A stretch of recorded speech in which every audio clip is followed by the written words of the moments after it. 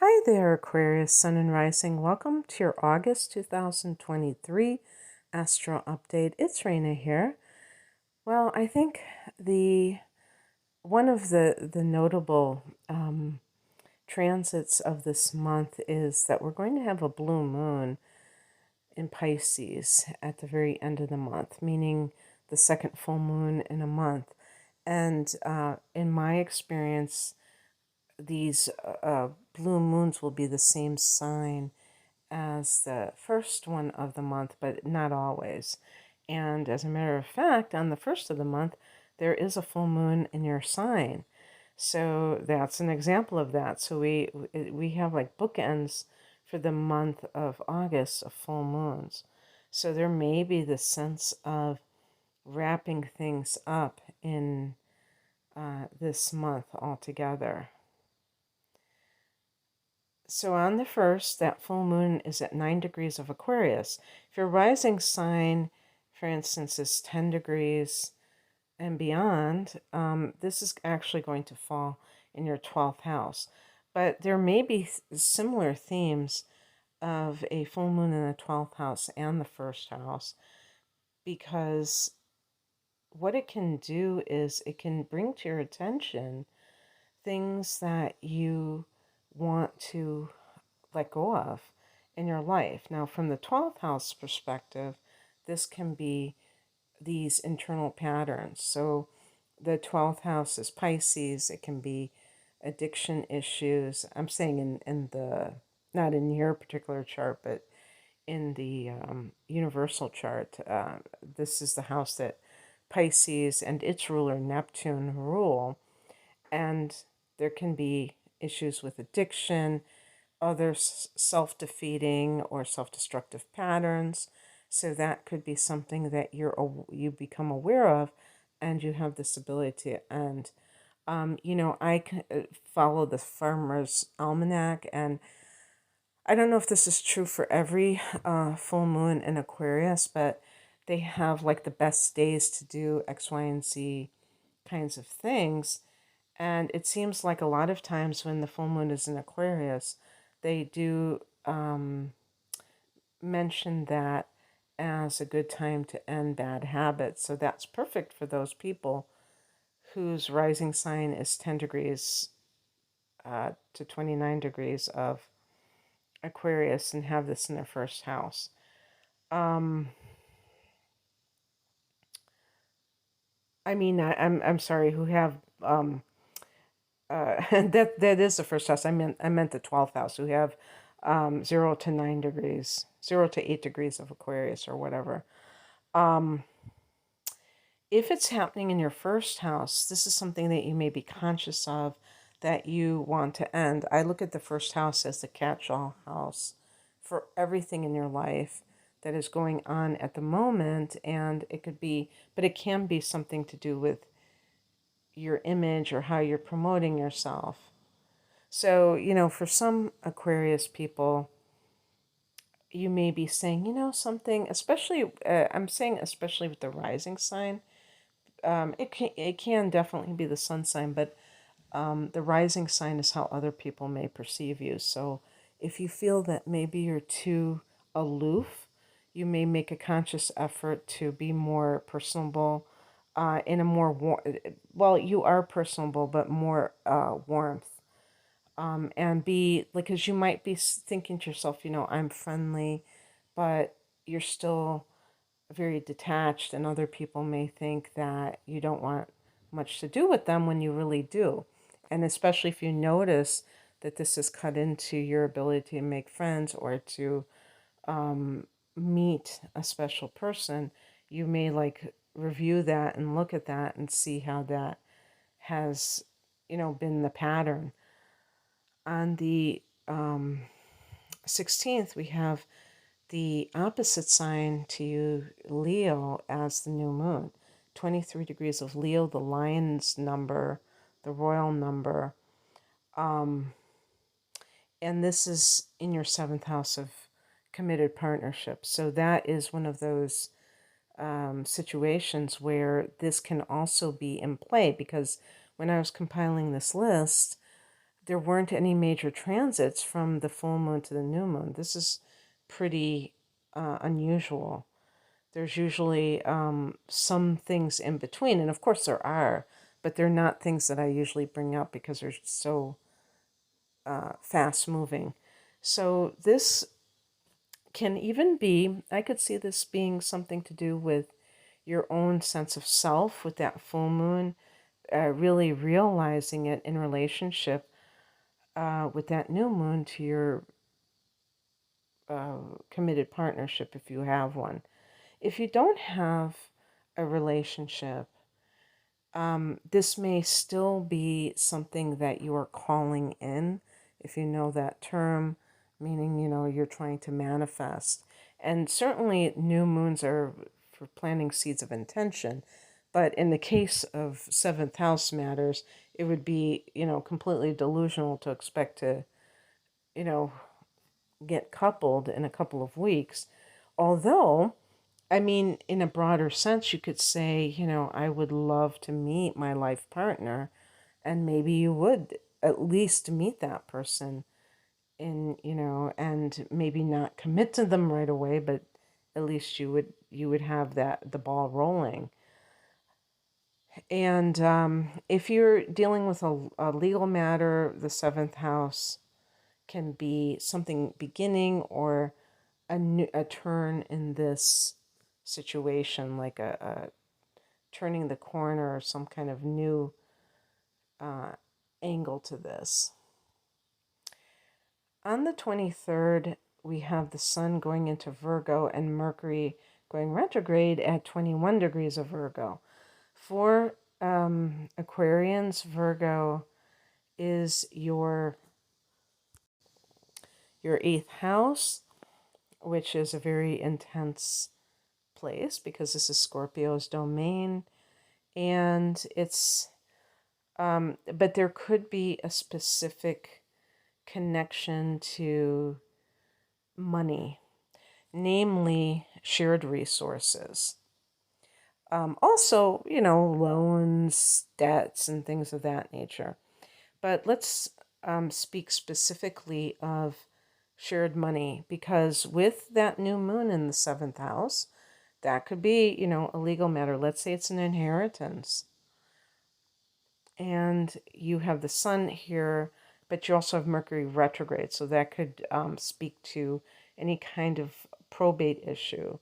Maybe, you thought something was going to just sail through, and now there's somebody's challenging the will.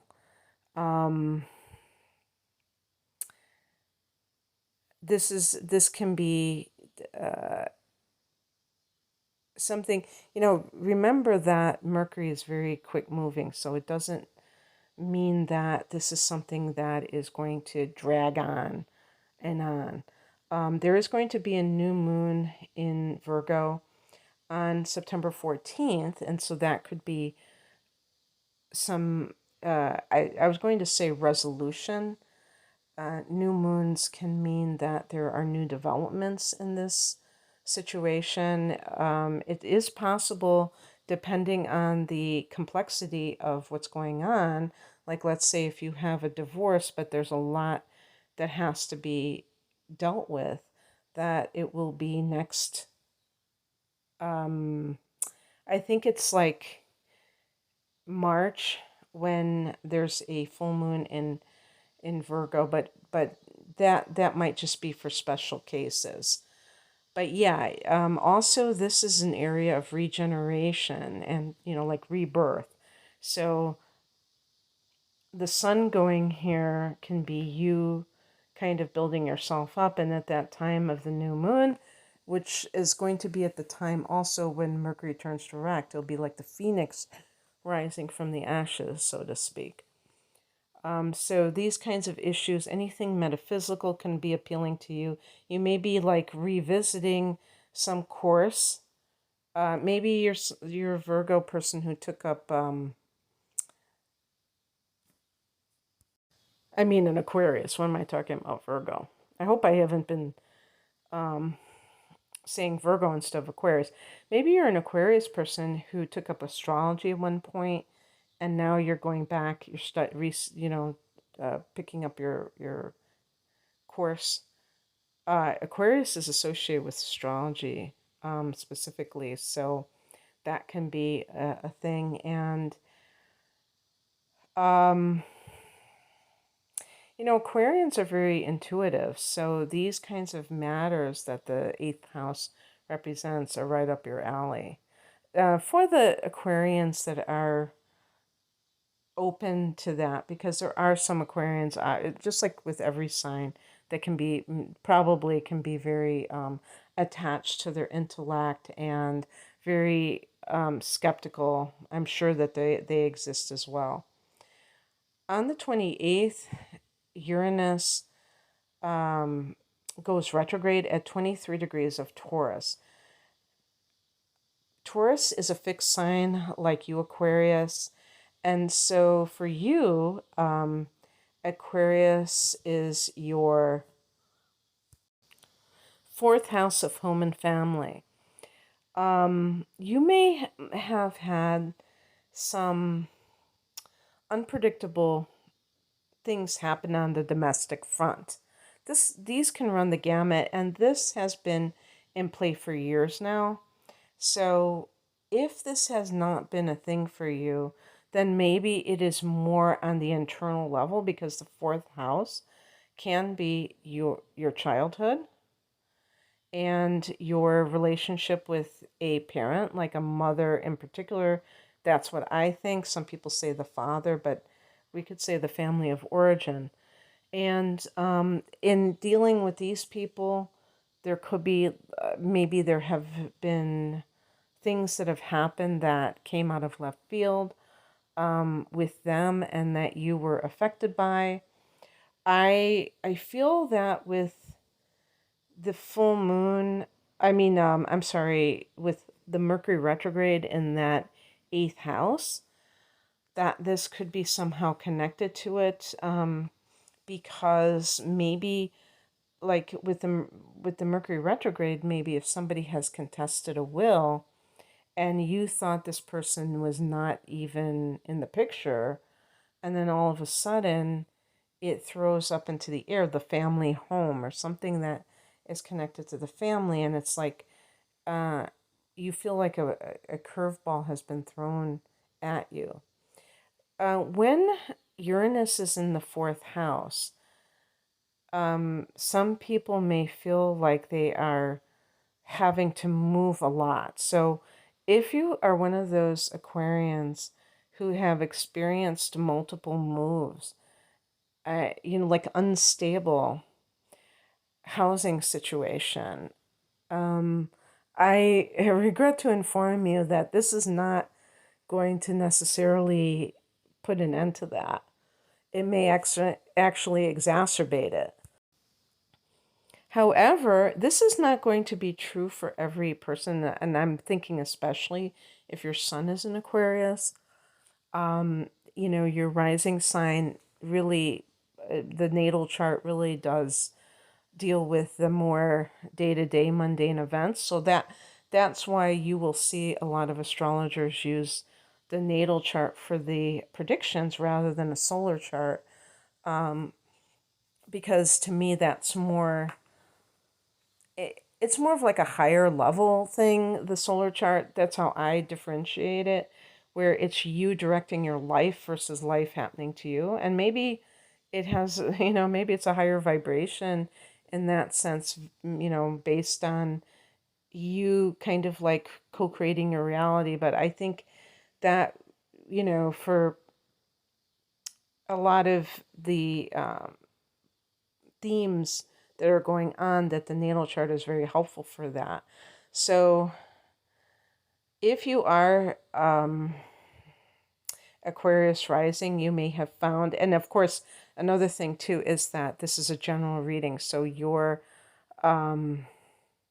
configuration of your chart may not be exactly what I'm saying in terms of the timing and when all of this is happening. But if you do have Uranus transing your fourth house, you may have already noticed that there were a lot of things happening in that regard. However, it may be right up your alley. It may not be something that is unpleasant to you. You may even be like living a very nomadic existence right now for whatever reason. And Uranus is connected to technology. So for the fourth house, using your technology in your home. And so I could extend that to, a home-based business, like an online business that you're running from home. But in any case, Uranus in this area, retrograding, can provide more twists and turns. And if you go along, what they say, if you go with the flow, that's going to be fine, and that can lead you down an unexpected road. But it could be like a future landing pad where you really like where you live. You might be going from one Airbnb to another just because for whatever reason, you don't want to lay down roots. And certainly now, I don't know when Uranus is leaving Taurus. It might be like in 2025-ish. So there might be a couple more years where this is prevalent for you. So just realize that Uranus is retrograde, and there might be even more unpredictable things that's connected with your domestic life, with your mother, for some the father. On the 30th or the 31st, if you live outside the United States, full moon, 7 degrees of Pisces. For Aquarius, this is your second house of earned income. So it could speak to an increase in your finances. Maybe you get a raise. For some of you, this may be ending a source of income. So maybe you are ending a job. Or one job, if you're working more than one job at a time. You could be ending one of those jobs. This can make you aware of your finances. Neptune is in this house as well. So for some reason, there may be confusion or being in denial of your finances. And you're being, made aware of these things that you kind of shied away from. But because Neptune is here, has been for the last 10 years, you may be more altruistic about finances, and you may be running off to a monastery. I'm just joking, but like an ashram or intentional community where you might not even need to use your money. I don't know how many of those exist really, because they may ask, a lot of these places may ask for some monthly fee. I don't know, because sometimes you work on in those environments and it's like room and board. I've always been fascinated with that way of living, and I'm sure there are Aquarians who agree with me, because you are you rule the 11th house, which is the collective, and kind of like non-traditional, nonconformist way of living. So that's right up your alley. So anyway, this is what I have for you, Aquarius. I hope that this resonated. If you would like a private reading, I'm promoting my double readings, which are my deep dive readings. They are package deals. I offer these readings separately. One is an hour-long natal chart analysis coupled with an hour of transits for the upcoming 12 months, whatever those 12 months are, for a special price. And I have one with the tarot as well. The double astrology one is called Deep Dive. The other one is called the Whole Enchilada. And I have standalone readings like life path, career type of readings, relationship readings, yada, yada. The link is below for more information to order. I'm at rainamoonastrology.com. Thank you for listening. Bye.